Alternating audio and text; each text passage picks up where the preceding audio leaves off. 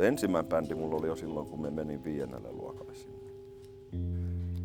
Meillä oli Pasariin yksi sellainen meidän iskän punainen nahkajakkara ja sitten lähti sellainen hyvä lätinä, kun siihen löi käsiin. Ja sitten oli yksi akkari, Parkkalin Petrin kanssa, sen niminen jätkä, niin sen kanssa oli eka bändi. Ei se ollut nimeäkään, mutta sitten tehtiin keikka meidän yläkerras. Pyydettiin naapurin likkoja sinne ja annettiin niille sen jälkeen nimmareita. Can you fucking scream? To die for! To die for! Come on!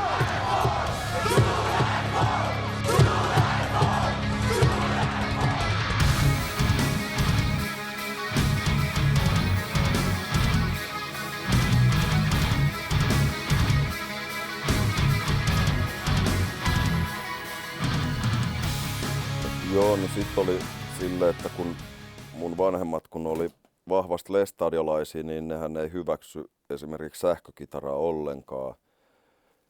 Niin minä säästin jostain, varmaan tein peltotöitä tai jotain, niin 250 markkaa, että minä kävin salaa ostaa naapurinukolta sellaisen Gibsonista tehty kopio, sellainen aika huono sähkökitara.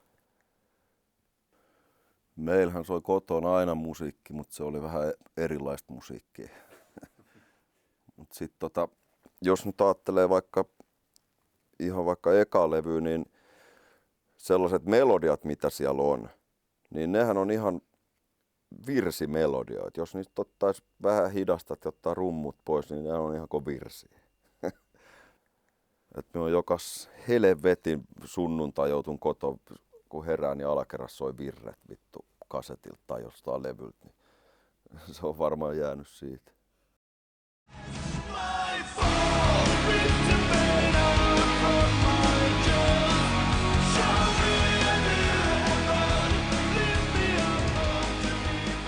Mulla meni kauan aikaa, että eihän me saanut itse päättää ja tehdä mitään niinku asioita. Me on aina joutunut niinku vähän taistelemaan sen eteen, että me saisin elää sellaista elämää kuin mitä haluan. Niin varmaan se siitäkin on, että silloin niinku, mitä sitten on niinku nuorempaa riahunut ja hölmöillyt, niin ne kyllä menee ihan sellaisen kapinoinnin piikkiin, vaikka ei sit silloin ajatellut, vaan se tuli tuolta jostain syvältä. Et vittu kaikki, mikä on lestarilaiset kielletty, niin tehdään nyt. Suoranaisesti minä en enää niinku syytä meidän vanhempia, vaan minä syytän sit uskontoa. Et nehän erotettiin ja sitten tuolta lestarilaisympyröistä niin meidän 3 vanhimman pojan takia. Niin vittu, käytiin tappelemassa äijien kanssa kylillä ja murtauduttiin kaiken maailman paikkoihin ja haisteltiin jopa bensaa. Niin se on sellainen ajankaus, mikä oli sellaista niin sekavaa, että kyllä me silloin 8 vuotta sitten, kun aika huonosti meni, niin voisin varmaan jonkunnäköiseen jojoon itseni laittanut.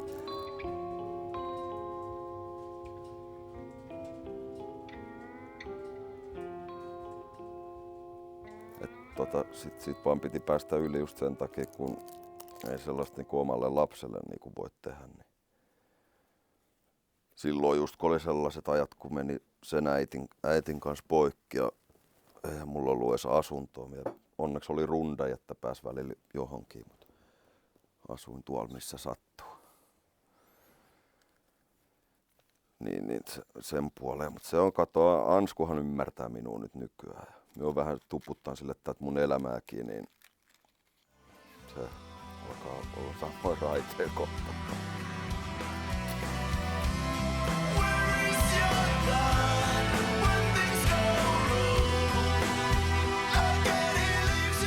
No 4. nyt on se Chaotic Me, se on niinku tosta uskonnosta tehty ja saman tien se Lies for Fools ja uuden levyllähän niitä nyt on montakin. Ei nyt ole enää sit uskontojuttu, että se on silloin jo käyty, että sit on turha jauhaa. Niin kuin silleen itselleen, että en minä enää sit saa niin kovin vihoja päälle, että minä voisin siitä kirjoittaa niinku mitään. Se oli yksi juhannus, milloin minä päätin, että ei vittu, nyt tää loppuu tää homma. Joo, silloin oli jo To Die Forkin ja meillä oli sit keikka seuraavan päivän Nummirokissa ja vielä päälavalla ja mulla oli jalkapöytä murtunut, kun se meni tappelus, niin sit lavalle vaan jalka kylmää jääämpäriin ja lenkkari alkaa ja kännillähän se lähti sit se kipu. Ekan kerran kun kävin Thaimaassa, niin sit mä sen jälkeen innostuin lukea kaikki buddhalaisuudesta kaikkia juttuja. Sieltä löytyi aika sellaisia hyviä, että vaikka minä nyt en mihinkään uskontoa usko, tai se nyt ei ole uskontokaan, että sehän on enemmän filosofia, niin siellä oli aika hemmetistä kaikkea sellaista hyvää, mikä niinku kyllä sopisi ihan kaikille, niin silloin kyllä silleen hetkellisesti aina rauhoittuu vähäksi aikaa. Nyt niin kun mun kavereista, kenen kanssa minä kaikin maailman tempauksia on tehnyt yläasteen aikaan, niin ne ei ole enää elossa. Ne on vittu kuollut. Niin. Se on muuten sellainen homma, mistä oikeasti niin minut pelasti musiikki. Et siinä on mulla niin nykyään ihan ok tässä oleskella.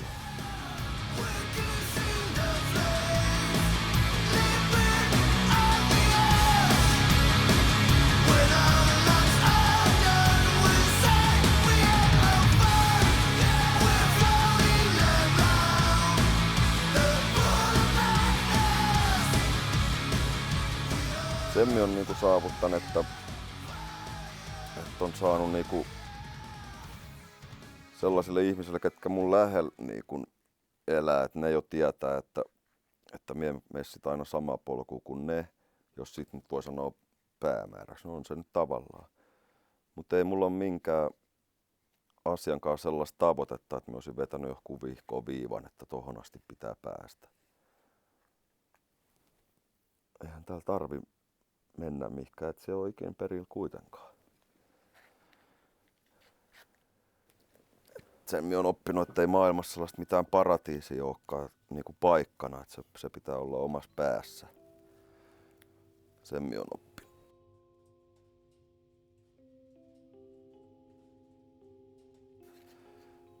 Kyllä niin kauan aikaa meen, kun se vaan kiinnostaa ja huvittaa.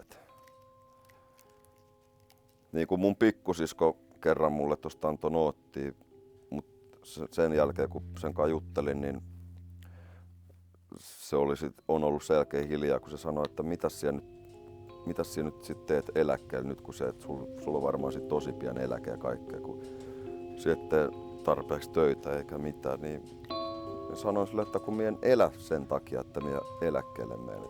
Ihmiset elää sen takia, että nyt pitää tehdä töitä, että on sit eläkkeellä vittu rahaa. Ja minä sanoin sille, että no ilmeisesti, kun sä sanoit, että mitä sä teet sit, kun sä oot eläkkeellä, niin minä sanoin, että toivottavasti istun keinutuolissa, poltan piippua ja muistelen joka päivä siinä keinutuolissa ja sen piipun kanssa, missä minä olen ollut ja mitä minä olen kokenut. Et kun et siellä samalla istut varmaan siinä samassa keinutuolissa ja murehit vittu lonkkavammaisena siinä, että olisi pitänyt vittu mennä silloin, kun vielä jakso mennä.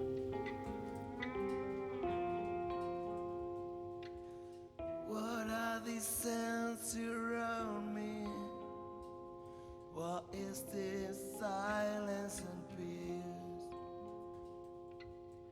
Faceless light keeps me on its arm and it sinks me into a deeper stream.